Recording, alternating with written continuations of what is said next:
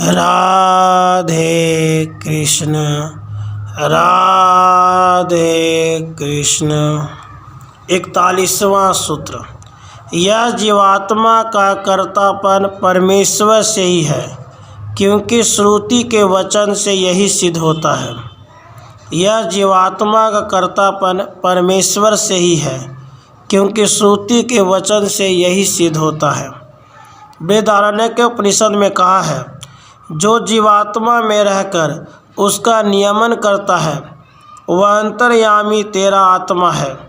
इस प्रकार अन्य श्रुतियों में भी ऐसा ही कहा गया है कि यह जीवात्मा स्वतंत्रता पूर्वक कुछ भी नहीं कर सकता। वह जो कुछ करता है वह परब्रह्म के सहयोग से उसकी दी हुई शक्ति से ही करता है।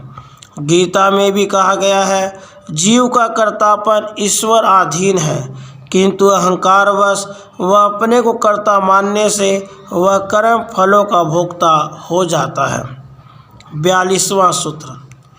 किंतु ईश्वर जीव के पूर्वकृत कर्म संस्कारों की अपेक्षा रखते हुए ही उसकी नवीन कर्म करने की शक्ति और सामग्री प्रदान करता है। इसलिए तथा विधि निषेध शास्त्रों की सार्थकता आदि हेतुओं से भी ईश्वर सर्वथा निर्दोष है। किंतु ईश्वर जीव के पूर्वकृत कर्म संस्कारों की अपेक्षा रखते हुए ही उसकी नवीन कर्म करने की शक्ति और सामग्री प्रदान करता है। इसलिए तथा विधि निषेध शास्त्रों की सार्थकता आदि हेतुओं से भी ईश्वर सर्वथा निर्दोष है। जीवात्मा को ईश्वर कर्म करने की शक्ति मात्र देता है तथा उसके पूर्वकृत कर्म संस्कारों के अनुसार वह उसे उचित वातावरण में पैदा कर उन्हीं के अनुसार सामग्री प्रदान करता है। इस शक्ति और सामग्री का सदुपयोग करने के लिए उसे विवेक भी दे दिया गया है, जिसका उपयोग करके वह अपना मार्ग निश्चित कर सकता है। इसलिए वह कर्म करने में स्वतंत्र है। इसका दुरुपयोग करके वह अपने लिए स्वयं बाधक बनता है। ईश्वर उसमें दोषी नहीं है। अच्छे कर्मों का विधान एवं बुरे कर्मों का निषेध शास्त्रों में इसी कारण दिया गया है, जिससे मनुष्य स्वयं अपने स्वभाव का सुधार कर सके। इसलिए मनुष्य ईश्वर के अधीन होता हुआ भी कर्म करने में स्वतंत्र है। इसलिए शुभ अशुभ कर्मों के फल का दायित्व मनुष्य स्वयं पर है, ईश्वर उसमें दोषी नहीं है। 43वां सूत्र। श्रुति में जीवों को बहुत और अलग अलग बताया गया है। इसलिए तथा दूसरे प्रकार से भी यही सिद्ध होता है कि जीव ईश्वर का अंश है, क्योंकि एक शाखा वाले ब्रह्म को दासकित व आदि रूप कहकर अध्ययन करते हैं। श्रुति में जीवों को बहुत और अलग अलग बताया गया है। इसलिए तथा दूसरे प्रकार से भी यही सिद्ध होता है कि जीव ईश्वर का अंग है, अंश है, क्योंकि एक शाखा वाले ब्रह्म को दासकित व आदि रूप कहकर अध्ययन करते हैं। अथर्ववेद की शाखा वालों के ब्रह्म सूक्त में यह पाठ है कि ये केवट ब्रह्म है, दास ब्रह्म है तथा ये जुआरी भी ब्रह्म ही है। इस प्रकार यह सिद्ध होता है ये जीव तो अनेक है, किंतु ये सभी ब्रह्म ही है, यानी ईश्वर ही के अंश है। यदि जीव को ईश्वर से भिन्न माना जाए तो उपयुक्त कथन में विरोध आ जाएगा। पिता और संतान की भांति जीवों को ईश्वर का अंश मानना ही युक्ति संगत है। 44वां सूत्र। मंत्रों के शब्दों से भी यही बात सिद्ध होती है।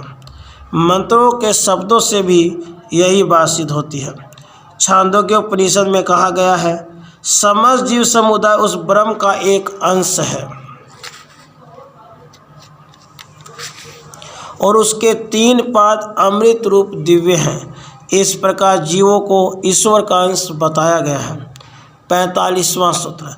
इसके सिवा गीता आदि में भी यही स्मरण भी किया गया है। इसके सिवा गीता आदि में यही स्मरण भी किया गया है।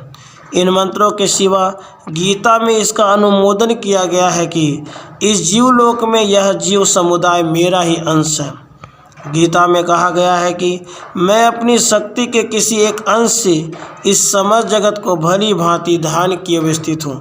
इस प्रकार स्मृतियों द्वारा समर्थन किए जाने से भी यही सिद्ध होता है कि जीवात्मा परमेश्वर का अंश है। 41वां सूत्र, यह जीवात्मा का कर्तापन परमेश्वर से ही है, क्योंकि श्रुति के वचन से यही सिद्ध होता है। 42वां सूत्र, किंतु ईश्वर जीव के पूर्वकृत कर्म संस्कारों की अपेक्षा रखते हुए ही उसकी नवीन कर्म करने की शक्ति एवं सामग्री प्रदान करता है। इसलिए तथा विधि निषेध शास्त्रों की सार्थकता आदि हेतुओं से भी ईश्वर सर्वथा निर्दोष है। 43वां सूत्र, श्रुति में जीवों को बहुत और अलग अलग बताया गया है, इसलिए तथा दूसरे प्रकार से भी यही सिद्ध होता है कि जीव ईश्वर का अंश है, क्योंकि एक शाखा वाले ब्रह्म को दासकीत व आदि रूप कहकर अध्ययन करते हैं। 44वां सूत्र, मंत्रों के शब्दों से भी यही बात सिद्ध होती है। 45वां सूत्र, इसके सिवा गीता आदि में भी यही स्मरण किया गया है। राधे कृष्ण, राधे कृष्ण।